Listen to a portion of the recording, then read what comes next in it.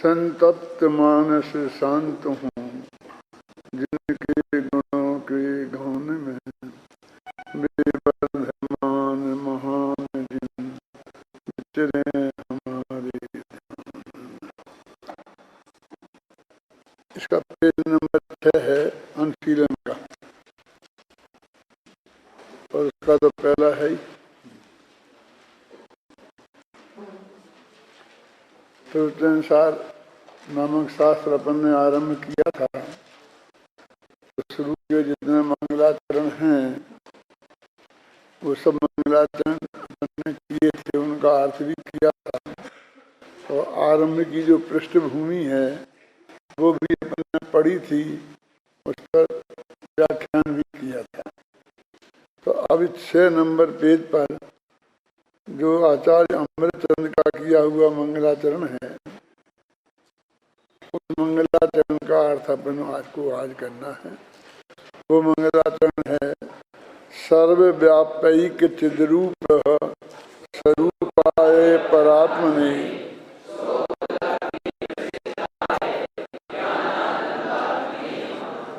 समय सार में जिस प्रकार त्रिकाली ध्रुव भगवान आत्मा को उनने नमस्कार किया है, अमृतचंद्र ने आत्मख्याति टीका में उसी प्रकार का ये नमस्कार इसमें किया है। यद्यपि समय सार में वंदित वंदित तु सभ्य सिद्धे कहकर अत्यंत स्पष्ट रूप से सिद्ध परमेश्वरी को नमस्कार किया है, और प्रवचन सार में तो कुंद कुंद देव ने 5 गाथाओं के द्वारा बहुत विस्तार से पंच परमेष्टि को याद किया है। और जो चीज़ हमको ख्याल में भी नहीं आती है, ऐसी कई चीज़ों का ध्यान उसमें दिलाया है। जैसे कि मानुषे खेते अर्हन्ते, कि मनुष्य क्षेत्र में विद्यमान जो वर्तमान में अर्हंत हैं, यानी विद्यमान 20 तीर्थंकर हैं अथवा 170 तीर्थंकर होते हैं, उनकी तरफ उनने ध्यान दिलाया। जबकि और कहीं भी मंगलाचरण में ये बात नहीं दिखेगी। जब अर्हंत की बात आती है तो हम, और जब वर्तमान की अर्हंत अवस्था तो वर्तमान की है ना, कि विद्यमान मौजूद हैं, तो हमारा ध्यान यहीं की सिद्ध के पहले की अर्हंत अवस्था जो महावीर की है वो ही हमारे ख्याल में आती है। मतलब ऐसा कोई और भी हैं जो विद्यमान अर्हंत हैं, जिन्हें हम अर्हंत विद्यमान कहते हैं, वे तो सिद्ध हैं। अभी आदिनाथ से लेके महावीर में विद्यमान 24 कहते, वर्तमान 24 कहते हैं ना इसे। वर्तमान 24 और विद्यमान 24, इसमें उन्होंने अंतर किया। एक कोड़ा कोड़ी सागर का उनने वर्तमान माना, और उसमें जो 24 तीर्थंकर हुए हैं उसे वे वर्तमान 24 कहते हैं। और जो कम से कम 20 और अधिक से अधिक 170 तीर्थंकर अर्हंत के रूप में 2.5 द्वीप में विद्यमान हैं, उनको वे विद्यमान तीर्थंकर कहते हैं। और इस तरह उन्होंने खोल कर प्रवचन सार में नमस्कार किया है। अब उनकी चर्चा तो अपन जब करेंगे जब वो आएगी। अभी तो अमृतचंद्राचार्य जो अपनी टीकाएं लिखते हैं आत्मख्याति और तत्व प्रदीपिका,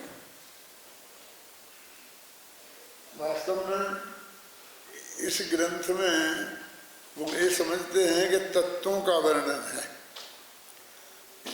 इसलिए उन्होंने अपनी टीका का नाम तत्व प्रदीपिका रखा है। प्रदीप का क्या? प्रदीप माने दीपक, और वो छोटा सा है इसलिए प्रदीपिका। उसको स्त्रीलिंग बनाना था तो दीपिका कर दिया, और उत्कृष्ट है इसलिए प्रा लगा दिया। माने ये बहुत छोटी सी टीका मैं एक दीपिका रखूंगा उस पर प्रकाश डालने के लिए। ऐसे भी आचार्य हुए हैं और वो बहुत महान थे, लेकिन कम से कम इतने तो महान नहीं थे। उन्होंने अपनी किताबों का नाम मार्तंड रखा। तुम्हें कमल मार्तंड, तुम्हें रत्नमाला, ये सब न्याय के ग्रंथ हैं। प्रभात चंद्र आचार्य, पंडित प्रभात चंद्र जी कहते हैं उन्हें, वो इतने विद्वान तो नहीं थे जो अमरचंद्र के बराबर अध्यात्म में वो करे, लेकिन उन्होंने अपनी किताब का नाम प्रवेश कमल मार्तंड रखा। तत्वा सूत्र की ही टीका है, उसकी परीक्षा सूत्र की ही टीका है, तो विस्तार से न्याय की बात उन्होंने की है। लेकिन वो कहते ये सूरज है, मेरा एक ग्रंथ है, न्याय के कमल पर प्रकाश डालने के लिए सूरज सूर्य है। प्रमेय कमल, प्रमेय माने के जो पदार्थ होते हैं ना सब छह द्रव्य, वे है कमल, तो उन्हें खिलाने के लिए मार्तंड है। फिर दूसरे अनंतवीर आचार्य, वे अपने ग्रंथ का नाम रत्नमाला, जो रत्न होती है उजेला जिनसे होता है, तो वो एक नहीं, उनकी माला की माला है, जो उजेला प्रदान करने वाली रत्नों की माला लगा रहा हूँ। माने वो रत्नदीप ही उसका नाम रखते हैं। हमने जो भी है छोटा मोटा है वो मणियों का है, रत्नों का बनाया है ना। और अब इनने जो अमृत इन्होंने लिखा ना, तो इसको उन्होंने क्या नाम रखा? तत्व प्रदीपिका, मान दीपक और दीपिका है, तो प्रदीपिका प्रकाशक लगा दिया। मुसलमान प्रकाशक वाले जैसे तो कहते हैं कभी कुछ भी ले लो, दीपक ले लो, चाहे बढ़िया से बढ़िया लट्टू ले लो, चाहे रत्न ले लो, मतलब प्रकाश करने वाली कोई चीज है, इसलिए वो उसे प्रकाशक शब्द का प्रयोग करते हैं। ऐसा नहीं, हर एक आदमी जब वो लिखता है तब कुछ सोचता नहीं हो, नाम रखने के पहले तो बहुत सोचता है ना। शहरिया का बेटा भी तो सारी जिंदगी उसे एक अक्षर नहीं पढ़ा पाएगा, उसका नाम रखने में तो कोई अपनी बुद्धि को बचा के नहीं रखता कि क्या नाम रखना, और उसके पंडित को ही बुलाता है, उसे कुछ ना कोई भेंट भी देता है और उससे पूछता भी है कि वो बढ़िया से बढ़िया नाम रखना चाहता है। गुण दोष जैसे होंगे सो होंगे, लेकिन नाम रखना तो नाम निक्षेप से मेरे हाथ में है ना। प्रकृति ने दिया है उसे एक निक्षेप का ऐसा वरदान, तो वो नाम तो अपने मन का रख ही लेता है, इसलिए उसका कोई अर्थ अपन निकालते हैं। तो ऐसा ही नहीं है कि उनने सोचा ही नहीं होगा और तुम सोच रहे हो। देखो इस तत्व प्रदीप का टीका का ये मंगलाचरण है।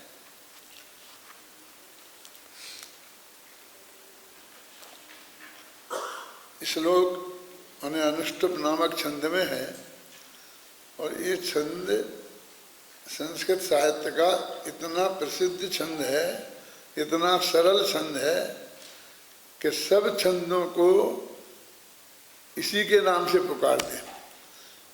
इसका असली नाम है श्लोक। यहाँ ये अनुष्टुप क्यों लिखते हैं? अनुष्टुप भी नाम है, लेकिन श्लोक असली नाम क्यों है? क्योंकि अब हर छंद को श्लोक बोलने लग गए। मंदाक्रांता हो तो भी श्लोक, 5 श्लोक में ये लिखा है, 1 श्लोक में ये लिखा है।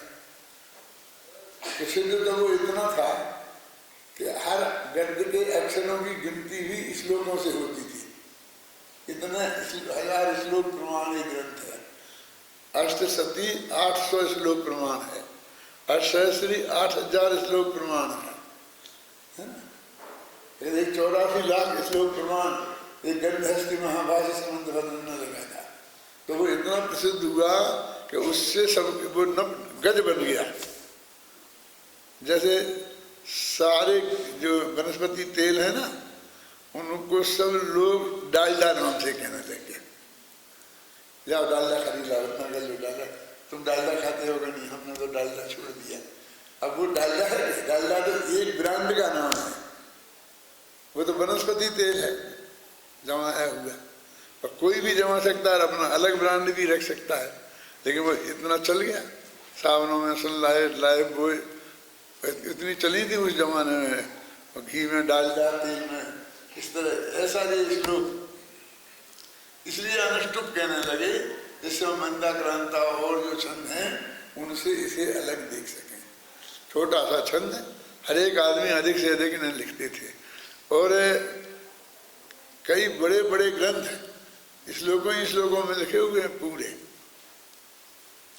ऐसा नहीं है, ये बहुत विचलित था। तो इसमें एक शब्द है परात्मने, नमस्कार करते हैं तो परमात्मा को करते हैं सब, जगह नहीं थी एक अक्षर की, नहीं तो परमात्मा ने लिख देते थे। उनने बहुत बुद्धि पूर्वक परात्मने लिखे है, और हम तो ये कहते जिसमें हमने परम नहीं लगा पाते हैं तो पर लगाते हैं अध्यात्म में, तो सब जगह अधिकांशता स्व और पर वाला पर लगा देते हैं। इस नंबर बहुत से ज्यादा प्रयोग होता है कि पर, लेकिन यहाँ न परमात्मा न परम है और न वो पर है, यहाँ उत्कृष्ट अर्थ में, पर माने उत्कृष्ट, बोलते हैं अपने बसों में होती थी अपर क्लास, ऐसे ही ये श्रेष्ठ सर्वश्रेष्ठ आत्मा, तो सर्वश्रेष्ठ आत्मा अपना त्रिकाली ध्रुव भगवान आत्मा है। तो उनने वहाँ नमा समय सारा है कहकर समय सार को नमस्कार त्रिकाली ध्रुव आत्मा को किया, और इनने यहाँ वो भी श्लोक है, और इनने यहाँ पर मैं इसी में उन्हीं आचार्य ने उसको उत्कृष्ट आत्मा माने त्रिकाली ध्रुव भगवान आत्मा, अपना स्वयं का आत्मा, जिसके आश्रय से धर्म की प्राप्ति होती है, संबंध ज्ञान शास्त्र की प्राप्ति होती है, आत्मा से परमात्मा बनता है। ऐसा परमात्मा अब सब इसके विशेषण हैं, सर्वव्यापी के चिद रूप है, कि सब में व्यापक है, फिर भी एक है। सर्वव्यापक में लोकालोक में, अलोकाकाश में भी। इसकी व्याख्या भी स्वयं जाकर के आगे गाथा आएगी, शायद कौन सी 10वीं है कि 22वीं ऐसी कुछ है, तो वहाँ इसके व्यापक का अर्थ समझाएंगे विस्तार से। लेकिन यहाँ दोनों अपेक्षाएं स्पष्ट कर दी हैं कि सारे जगत को जानते हैं, इस अर्थ में उन्हें सर्वव्यापक कहते हैं। पहले कई दफे कहा जा चुका है इसी सभा में कि जितनी भी धातुएं, धातु समझते हैं, क्रिया शब्द को धातु बोलते हैं, है ना, तो जितनी भी धातुएं, धातु क्या कहलाएगी, जैसे भवती ये शब्द बना, गच्छति ये शब्द बना, तो इसमें भू जो मूल है वो धातु कहलाती है। गम गच्छ तो गम वो धातु कहलाती है, माने ये ऐसा माल सोना ये धातु कहलाती है ना।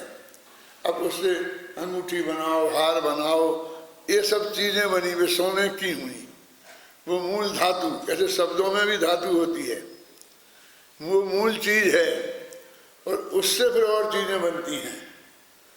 तो कहते हैं कि वे सर्वव्यापी हैं, एक हैं, मान सर्वव्यापी और एक विरुद्ध हुए ना, सब में व्याप गए और अपने में रहे, एक माने फिर अपने में सीमित हैं। ऐसे परमात्मा सर्वव्यापी एक, और वो चिद्रूप माने चैतन्य स्वरूप है, और वे उत्कृष्ट त्रिकाली ध्रुव आत्मा है। अब इन सब में इन सबको नमस्कार करना है ना, तो नमः के योग में चतुर्थी का प्रयोग लगता है ना। तो इन सारे जो विशेषण बनाए हमने उन सब में चतुर्थी का प्रयोग लगा।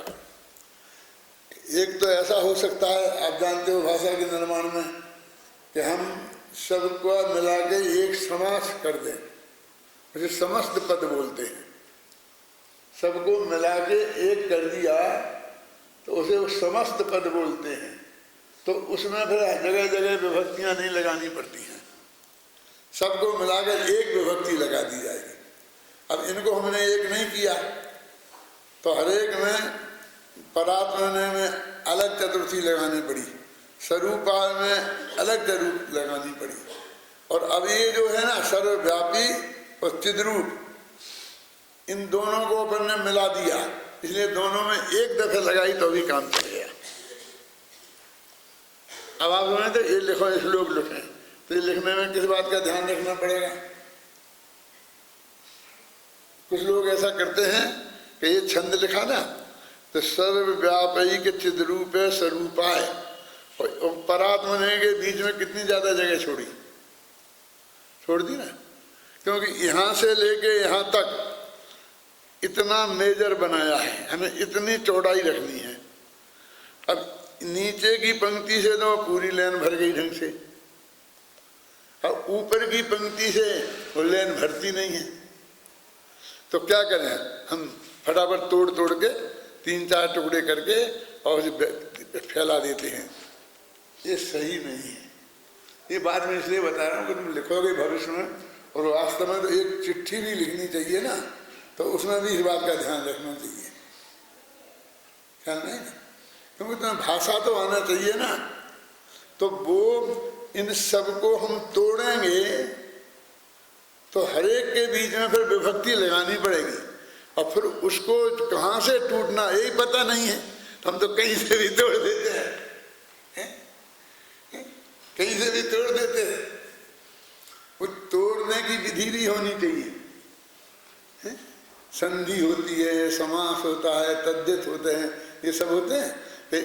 दो शब्द मिलके आपस में संधि कर लेते हैं, है ना? परोपकार ने मिलके संधि कर ली, तो संधि की तो परोपकार हो गया। अब कहीं समास करते हैं तो उन शब्दों को कहाँ कहाँ कैसे जोड़ना, तो समास से जोड़ते हैं, तो कहीं बहुब्रीहि से जोड़ते हैं, कहीं तत्पुरुष से जोड़ते हैं, अलग अलग होते हैं ना, द्वंद्व समास से जोड़ते हैं। तो उनकी सबकी विधियां हैं। पहले अब मैं सारी पढ़ाने लग जाऊंगा तो व्याकरण पढ़ना शुरू हो जाएगा यहाँ, लेकिन मैं इतनी चीजें बता रहा हूँ कि एक जब लाइन लिखते हैं तो उसमें कितनी चीजों का ज्ञान उसे होना चाहिए, तब वो एक वाक्य सही लिख सकता। जितने शब्द आप लोगों के सही लिखे जाते हैं वे तो भाग्य से लिखे जाते हैं। क्या क्यों? कुछ ना कुछ तो करोगे या मिलाओगे या अलग करोगे, तो वो कहीं सही बैठ जाता है और कहीं सही नहीं बैठता है। तो जब हमने एक किया, ऐसा कैसे इतनी जगह बीच में छोड़ दी, इन सबको मिला के बिच बिच कर दिया। वो समस्त पद उसे बोलते समस्त पद। समस्त पद माने सब पद नहीं, सब पदों को का मिला हुआ एक शब्द है, एक पद बोलते हैं उसे। पद में और शब्द में अंतर जानते हो? वर्ब और टर में दोनों में अंतर तो जानते हो क्या? हर भाषा की अपनी टर्मिनोलॉजी अलग होती है, शब्दावली अलग होती है, पदावली अलग होती है। जो शब्द कोरा शब्द है वो शब्द है, और जो शब्द किसी विशिष्ट अर्थ से जुड़ा हुआ है वो पद है। नहीं आएगा समझ में? थोड़ा थोड़ा इतना समझ लो अभी हाल कि कुछ ऐसा होता है जिसे हमें जानना चाहिए। इतना समझ लो तो वो काम चल। देखो पद क्या है? अरहंत ये पद है। तो अरहंत का जब हम अर्थ करेंगे तो अरि माने शत्रुओं को, हंत माने मारने वाला। तो आपने क्या कर दिया? अरिहंत आपने वो तोड़ दिया उस शब्द को, अरि और हंत दो, और वैसा अर्थ निकाल दिया, जबकि ऐसा अर्थ है ही नहीं। वो तो पारिभाषिक शब्द है जिसकी एक परिभाषा है, चार घातिया कर्म का अभाव करके, है ना? बात है ना? अनंत चतुष्ट रूप विराजमान हुए वे अरहंत हैं, ये अर्थ है उसका, क्योंकि वो पद है। अरहंत, सिद्ध, आचार्य, उपाध्याय, साधु, ये पद हैं। और जल ये शब्द है। और ये पूजा में जो चढ़ाते हो जल वो पद है। चंदन कि वो पूजा में चढ़ाते हो वो पद है।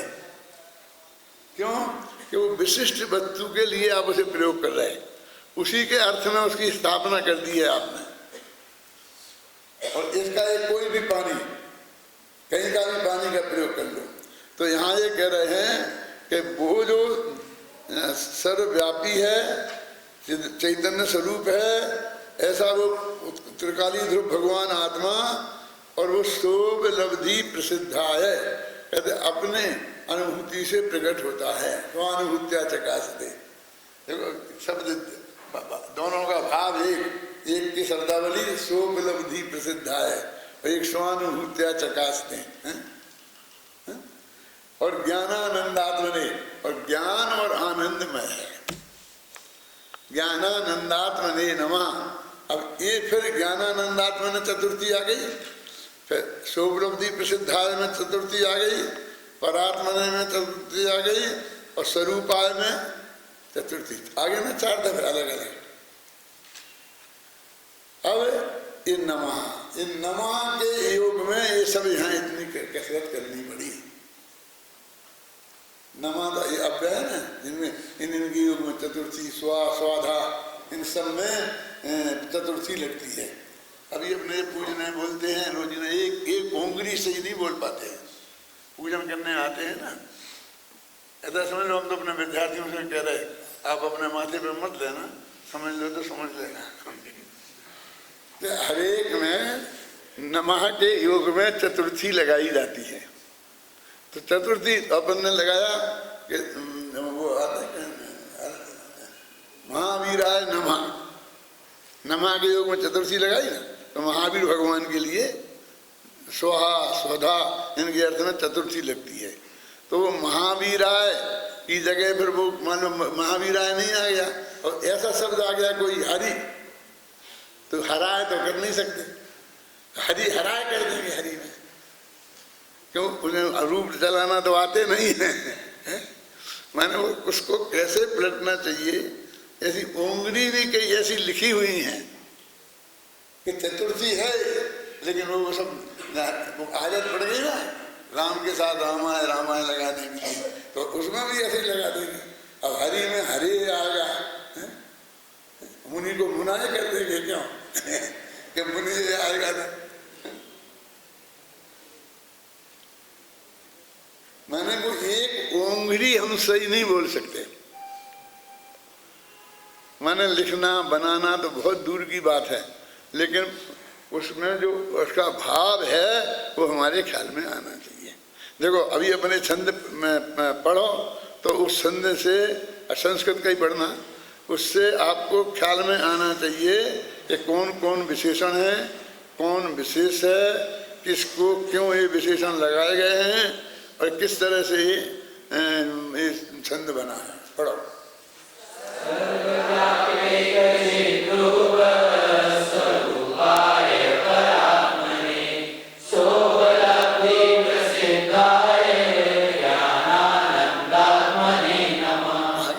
चतुर्थी लगी ना सब में नमः के योग में।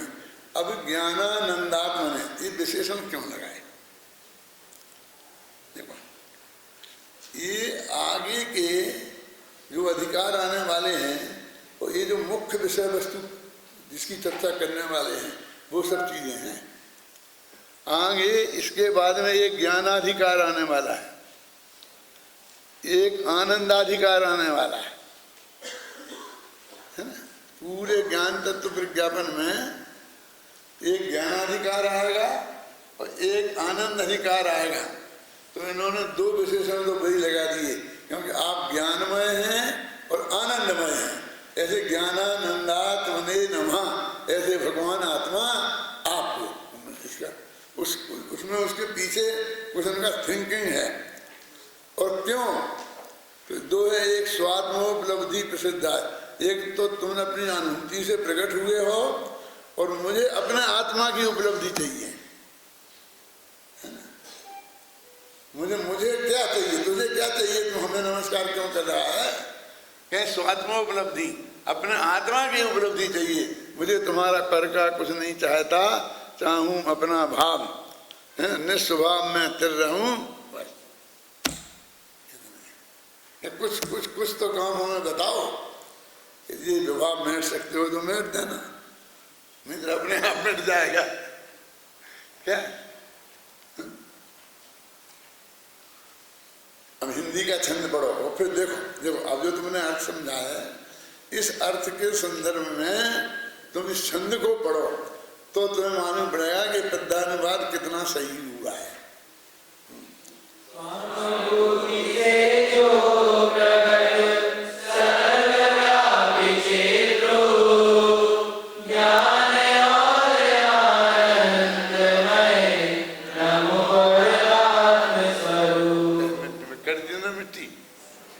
परमात्मा स्वरूप है,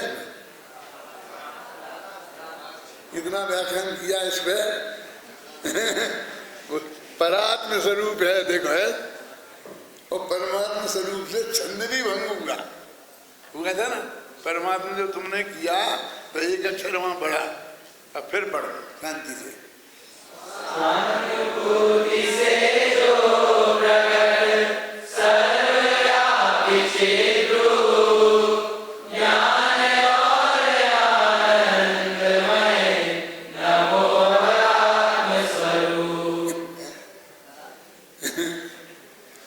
फिर भी टोन उधर को जा रही थी, परात्म स्वरूप नहीं बोल सकते, बोलो परात्म स्वरूप,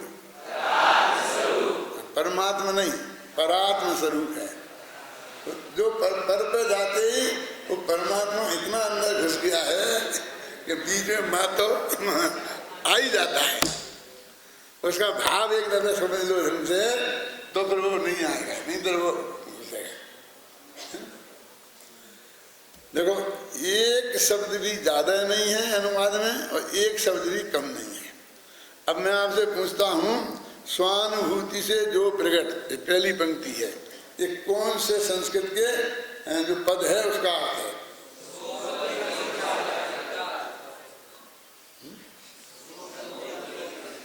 स्वानुभूति से जो प्रकट काय का है?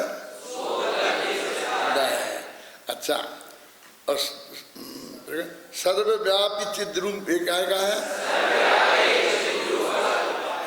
है ना? आप समझेंगे ना? अब परात्म परात्म ने किसका अर्थ क्या है ना? और ज्ञानानंदात्म ने आ गया ना? बिल्कुल, मतलब एक अक्षर का, एक कोमा फुल स्टॉप का फर्क नहीं है। संस्कृत से हिंदी में ऐसा उठा के रख दिया है। ये उत्कृष्ट अनुवाद जिसे अपन बोलते हैं ना, ये तो भाग्य से बन पड़ते हैं, सभी छंद नहीं बन पाते हैं ऐसे, कोई कमी कहीं रह जाती है ना?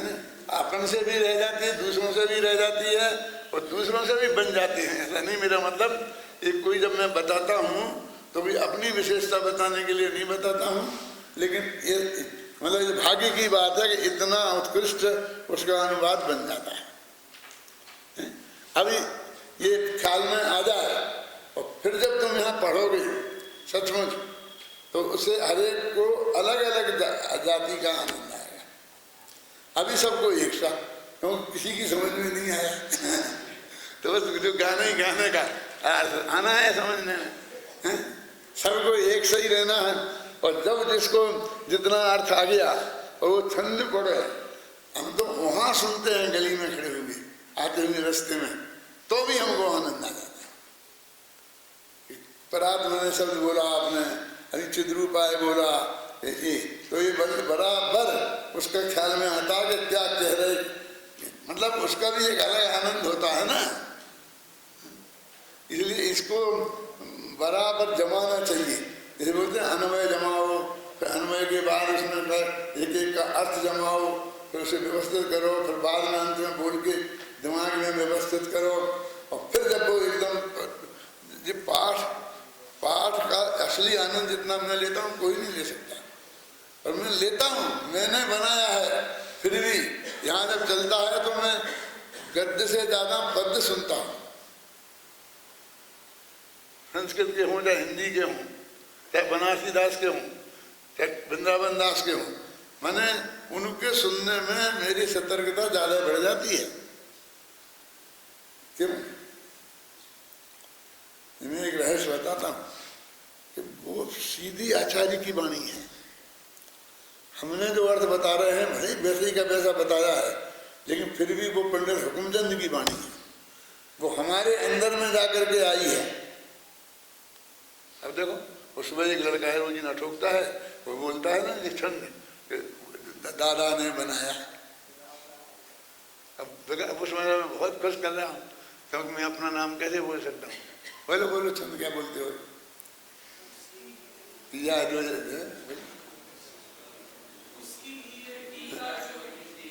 हाँ बोलो बोलो, एक दिन बोलो, खड़े हो के शांति से। हाँ बोलो। उसकी ही है टीका जो हिंदी भाषा में तत्व प्रबोधिनी लिखी गई है मेरे द्वारा। हाँ उसमें मेरा नहीं अंश भी निश्चित तुम्हें लिखा। अब तुम क्या बोल देते हो रोजिना सुबह? तत्व प्रबोधिनी लिखी गई दादा के द्वारा। लिखते ना, बोलते हो ना। मैं वहां से इसका आनंद लेता हूँ, पूरा और खचाके भरा है, बस सब सुन रहे हैं। एक दिन मैंने गलती की थी, एक दिन मैंने गलती की थी आकर देखने की। मैंने कहा कि नहीं देखना, क्योंकि नहीं तो अपना आनंद खत्म हो जाएगा। अपन तो अब तुम दादा के द्वारा किस किस की कहाँ बोलोगे? ये तुम नहीं बोल रहे, वो दादा की तरफ से ही बोल रहे हो। जो तुम उनका पाठ कर रहे हो तो तुम स्टेज पर सीता जी ने ऐसा कहा तो वो क्या बोल रहे हैं? उसने कहा तो तुम एक कहना, तुम एक कहना, तो ऐसा बोलेगा सीता तुम एक कहना, ऐसा नहीं। उसका अर्थ वैसे ही बोलेगा ना, नहीं बदलना चाहिए। अब वो बहुत खुश होता है बोल करके, बहुत बड़ा काम कर रहा है। अब उसकी बात अगली पंक्ति में कट जाती है, और मैं कितने दिन से सुन रहा हूँ, और कहने का विकल्प है, लेकिन जब नंबर आए तो तब कहूँ ना, मौका मिले तब कहूँ ना, वहाँ आकर के नहीं कहूँगा। अगली पंक्ति बोलो, बोलो लिखी गई है दादा के द्वारा, बोलो।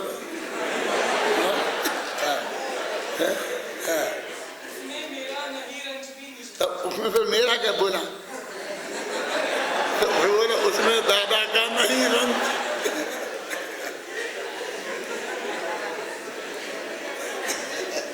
मैंने वो तुम पलटा पलटी भी सही तो कर नहीं पाते ना, क्योंकि एक जगह तो सुधार दिया। अब उसकी वजह से जो तुमने बदला है वो कहाँ कहाँ उसका इफेक्ट आएगा, और सब जगह उसे बदलना चाहिए ना। जैसे मान लीजिए कि वो मैंने बदल दिया ना, वो पूजन में कि वो पुण्य पाप दोनों का नाश करने के लिए आता ना, तो उनने क्या कर दिया, पुण्य पुंज पाप पुण्य पूजन है नहीं, जिसमें लिखा पाप पुण्य को नाश के ज्ञान भान प्रकाश, तो उन्होंने पाप पुण्य सब नाश के। तो तुमने यहाँ तो सुधार दिया, लेकिन वो प्रकरण चला आ रहा है जहाँ पुण्य पाप दोनों को बराबर ही बताया जा रहा है, उसका तो तुमने कुछ किया ही नहीं।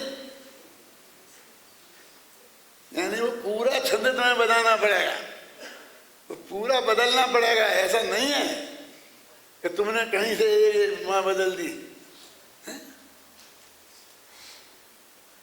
जैसे उसमें कर देते हैं ना वो कि हिंसा पुण्य झूठ जो चोरी और पर बनिता सौद्रिक जोरी, तो पर भरता कर दिया। तो तुमने कुशील नामक पाप में तो ऐसा भेद कर दिया, क्यों? लेकिन चोरी नामक पाठ में क्या किया? तो उसमें भी ऐसा फर्क होगा ना पांचों का। तो हिंसा नाम में फर्क में तुमने क्या किया? मैंने बहुत से जीव मारे, नदियों में चीर धुलाए, क्यों? और कोसन के जीव मराए। तो क्या अब तो जीव ही रह गया ना वहां।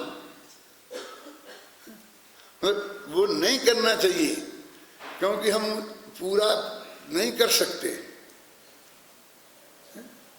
उतनी अकल तो होती नहीं है। पहले समझ तो लो, और फिर भी कभी उस कवि ने कुछ और भाव भरा हो उसमें, उसका और अर्थ हो, कहीं और विद्वान उसका और अर्थ निकालें हैं? और तुम्हें जो बदला बदली करनी है अपने मन में कर लो। वो तो मैं सुनता हूँ तो मैंने तुम्हें बता दी, नहीं तो सारे देश में चलती दादा के द्वारा, वो धीरे धीरे हटकर मेरे द्वारा दादा हो जाती है। फिर छत छापने वाले को पीछे नहीं रहते तो वे भी छाप देते हैं। अभी ऐसा होगा, बहुत सी चीजें हम लोग कितनी कोशिश करते रहते हैं, उसके बाद भी गलत छपती रहती है। अब क्या समझ आप सुधर जाएगा? कल कोई नहीं बोलेगा? क्यों? क्या बोलेगा? नहीं, यहाँ तो नहीं बोलेगा कि वो कल परसों नरसों सुन गया है और अपने गांव में पहुंच गया है, वो तो ठोकेगा ना।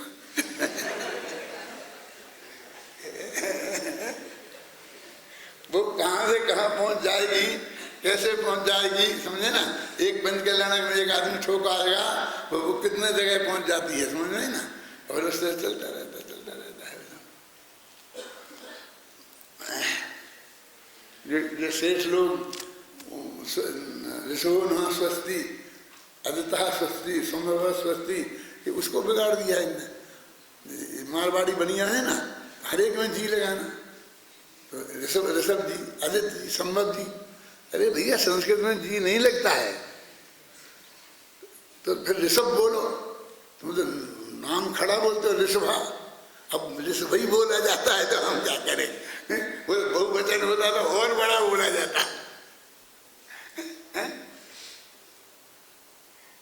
तो पूरा उसे संधि में नहीं दिया, उन्हें हिंदी बना दी उसकी, जी जी जी लगा के।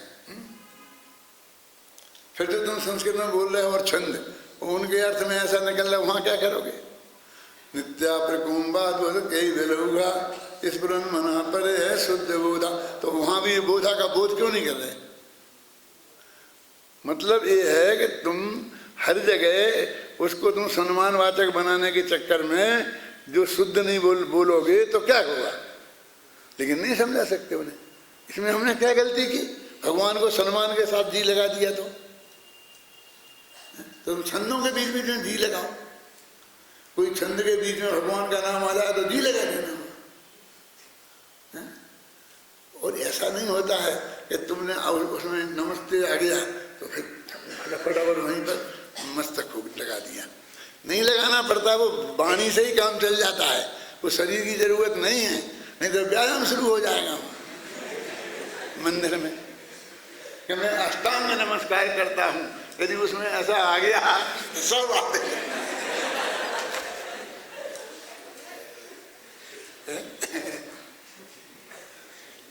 करना चाहिए ना। यहाँ ऐसा किया बेचारी चल रहा है कि नहीं चल रहा है। मैं कई जगह तो कह चुका हूँ, कोई आ गया यहाँ और उसने कहा नहीं ये जनवाणी अपने से नीचे होती है, तो ये खड़े होके सब ये मजाक करते हो। कम से कम यहाँ तो मेरे बिना नहीं बदला करे, किसी के कहने से कोई नहीं। वो नाराज हो तो कह देना दादा ने कह दिया, समझे ना। ऐसी नहीं है जरूरत। फिर तो हम कहाँ रखो, अलमारी में नहीं रख पाएंगे, नीचे अलमारी में नीचे रखे, वहाँ रखे ये नहीं रखे, ये नहीं रखे, सब क्या करें? अभी हम यहाँ खड़े होंगे, हम ऊपर से नीचे हो जाएंगे, ये सब। अरे भैया सम्मान पूर्वक उसमें रखे हैं। नीचे आकाश के प्रदेशों में नीचे ऊपर होने से क्या फर्क पड़ता है? जमीन पे मत रखो, वहाँ पैर पड़ते हैं और अपमान, इसमें थोड़ी आप पैर रखते हो, समझे ना। अब लड़े कोई तो लड़ने देना है, उसे कहना मेरे से लड़े आगे, लेकिन नहीं रखना नीचे रखना। ये परंपरा कहीं दिखी है कहाँ? ऐसे ऐसे हाथ ऊपर ले लेते फिरेंगे हम, फिर तुम किताब हाथ में ले जाते हो तो कहीं रख ही नहीं सकोगे उसे। क्या करोगे? मुनि महाराज कहाँ रखेंगे? मुनि महाराज कहाँ रखेंगे? अब भी आज बता देंगे शेष लोग, चौकी पे रखेंगे। चौकी कहाँ से आएंगे उनकी? अरे चौकी समाज दे देगी, ले कैसे जाएंगे वे? चौकी लिए फिरेंगे अपने माथे पे। उन्हें तो सोचना ही नहीं कि मुनि महाराज का कोई स्वरूप होता है, तो उनके वो परिग्रह नहीं होता है। वो उनके पास पीछी होती है, उससे साफ करते सर। हम जीव जंतु को देखते हैं ना, तो जमीन में तो ऐसे लगती है कि नहीं लगती है, फिर उसी को ऐसे शरीर पर भी करते हैं, तो यहीं भी रखी रहती है, फिर साफ से नहीं छूती होंगे उसको, फिर वो उसको रोजाना धुलाई करते होंगे उसकी, तो अपना शरीर में जो धो सकते हैं उनको। तुम अपना सारा चौका वहाँ ले जाना, उस कमंडली को फिर रोजाना धुलवाना, आगे ना धुलना, पीतल के बर्तन को आगे में धोते हो, कमंडली को आगे में धो देना। अरे वो जैसी मर्यादाओं में जो चीजें हैं और जो संभव थी उन्हीं अवस्था में वो की गई, आचार्यों ने रखी हैं, तो नहीं तो फिर परिग्रह जुड़ता जाएगा, फिर नौकर जुड़ते जाएंगे, फिर ये सब करते जाएंगे। मेरे कहने का मतलब है, जो उनके हाथ में है ना, 3 चीजें रख सकते हैं, पीछी, कमंडल और एक शास्त्र, इससे ज्यादा वो हाथ में पकड़ ही नहीं सकते, और निरंतर उनके साथ रहना चाहिए, एक कदम नहीं चल सकते उसके बिना। ऐसा नहीं है कि कमंडल ऊपर रखा और महाराज यहाँ बैठे, जहाँ उनके साथ जाना चाहिए, इमरजेंसी के बिना उनके हाथ में ही होना चाहिए।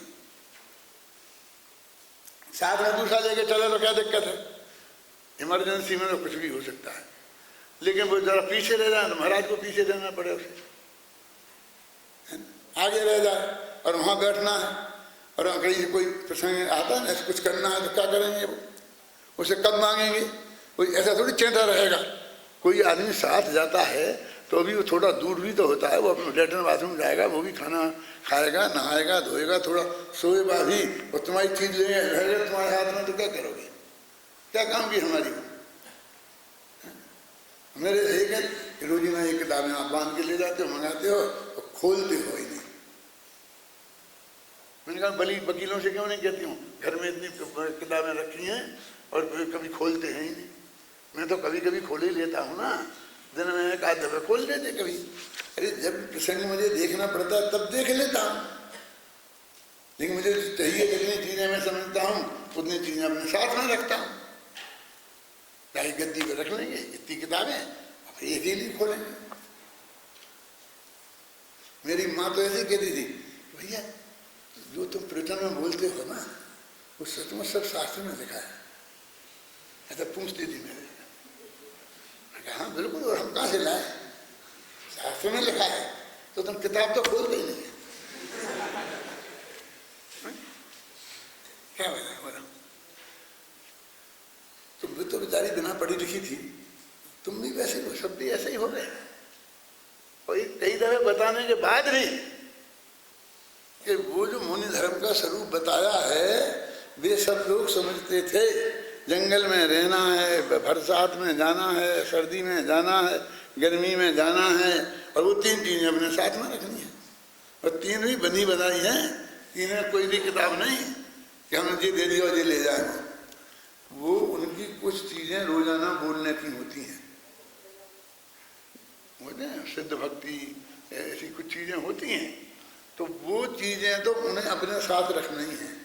इसलिए वो गुटका गुटका कहलाते थे। गुटका क्या थी, गुटका क्या चीज है, गुटका क्या चीज है, वो जो कानपुर के डब्बे में आता है ना, पुड़ियाँ बन बन के, अरे वो नहीं, वो मुनिराज जो चीजें उन्हें रोजाना करने की होती हैं, उन्हें अपने हाथ से कागज पर लिख लेते थे, फिर उन्हें बांध के रखते थे।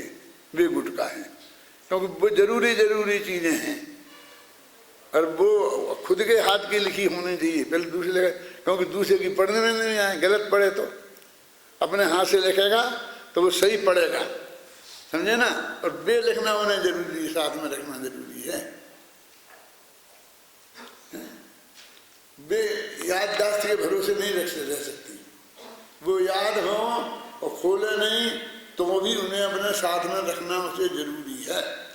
वो तो किसी के हाथ में दिखती ही नहीं, और ये छप छपा के सोने चांदी से मड़के बढ़िया आ जाएगी तो वो रखी रहेगी।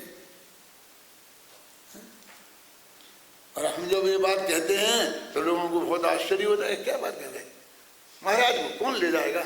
अरे तुम तो कहो 3 बैलगाड़ी साथ में चले, इतनी किताबें ले जाने वाले, या नहीं बैलगाड़ियों से नहीं जाती हैं तो कार में रख ले जाएंगे। कार से नहीं जाती हैं, खुद अपने माथे पर ले जाना पड़ता है, नंगे पैर।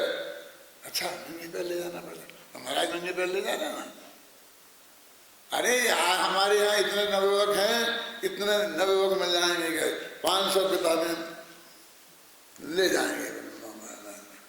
क्या बात करते हो, इतने कर्ज आएंगे? अरे तुम क्या कहो, अब भी यार 1000 रुपया दो नहीं, उनसे लो और फिर तुम किताब लेके चलो, उनके लिए भी मिल जाएंगे।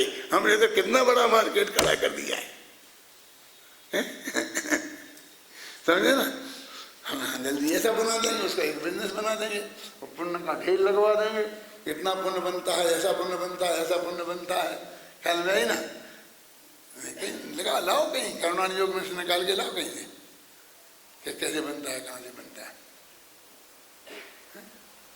करुणान योग में से लाओ शांति जी निकाल के, कहीं 3 चावल के 3 चिरकट और 3 ये लड़ते हैं ना, ये चढ़ाओ, ये नहीं चढ़ा, ये चढ़ा दिया, और इससे इतना पुण्य, इसका इतना पुण्य। पुण्य का नारियलों का ढेर लगा सकते हो तुम मंदिर में, पुण्य का ढेर तो किसी का लगा दिखता नहीं है।